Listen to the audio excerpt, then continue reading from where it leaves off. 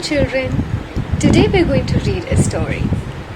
The name of the story is The Maldhok in the Desert. Author and illustrator Jeyanthi Manokaran. The haunting notes of the shepherd's reed flute die down. In the haze of dusk, the sheep bump against each other, bleating all the way home. On one side of the flock, a unique shepherd is at work. With ostrich-like eggs, he bends over to peck, nudge, and guide, leaving three-toed footprints on the desert sand. Gagan is a great Indian bustard, a Maldhok, picked up as an orphaned chick and trained by a young boy to herd his sheep. Gagan's master Chaitan tucks his gnar away and swings to his stick onto his shoulders to rest his tired arms. His giant red Shah offers little protection from the relentless Rajasthan sun. Chaitan's very foot, in a battered Kapli-2 show, is scorched by the hot sands. The other is an artificial Jaipur limb. Kako and Kaki got this made for him after he recovered from polio. They had taken him in and nursed him back to health when his parents abandoned him. Now, Chaitan can run, squat, climb trees. He's an agile boy in the village. With the sheep safe in their pen, Chaitan heads towards the hut under the old khejri tree. The smell of Kaki's food makes his mouth water. There's a stranger eating with Kako. Chaitan hesitates. Come, Chaitan. Kako beckons with a grin. Meet our guest. Namaste, Sahib, Chaitan says with a bow. A snake charmer? His sidelong gaze fixes on the pungi and the flat basket on the floor. Would a cobra strike at him any minute? Chaitan frowns. This is our only child, our son, says Kako, wrapping his arms around Chaitan. Says the snake charmer, licking his fingers. As he's washing his hands, his bloodshot eyes spot the Maldhok pecking at bugs outside. Thank you for the tasty meal. Next time we can eat a bird, he says, baring his yellow teeth in a malicious grin. No! Bursts out Chaitan. Goodbye, says the snake charmer, picking up his basket and pungi. Don't you dare touch my Maldhok, screams Chaitan, following him out to the open desert. Aha! You dare me? Asks the snake charmer, glaring down his crooked nose and bushy moustache. He raises the pungi to his lips. Chaitan squawks. Icy cold fingers of fear crush his thumping heart.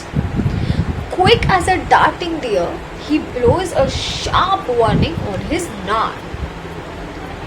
With a slow flap of wings, Gagan lifts off, flying over the rooftops and khejri trees. With a majestic sight it is to see this heavy bird fly. In a few minutes, he is a speck over the horizon of sand dunes. Chaitan thrills to the sound of flapping wings. The flutter in his heart calms down. He knows Gagan will return despite sandstorms or intense heat that shrivels you up. As morning brightens the sky, Chaitan sprints to the pen to let the sheep out. With fearful puffy eyes, he frantically searches for Gagan. Please come home, I miss you so, he thinks, leaving his sheep behind. He knuckles his damp eyes and sets off to scan the desert. Chaitan hunts in vain for Gagan's footprints. If only Maldhok didn't fly. But how else could Gagan have escaped the vicious snake charmer? Chaitan scurries through dry grasslands. He reaches the edge of the village marked by a line of thorny bushes. Then pausing, he picks up his nar to play that haunting tune. He hears a soft bark. Had he imagined? He plays the nar again. This time he hears a stronger bellow from behind the sand dune. As he jumps across the thorny bushes, his ankhar ki tears, his dhoti is in shreds. Yes, it is Gagan. There you are. He leaps out of joy. Oh Gagan, thank goodness you're alive. Chaitan kneels over his precious friend. Gently, he frees the bird from jaws of steel. His leg is badly wounded. Don't worry, I'll look after you.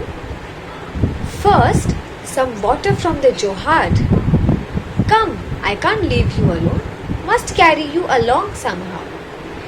He breaks off a thick woody stem from a bush. He bandages it onto Gagan's leg with a piece of the shafo he tears off.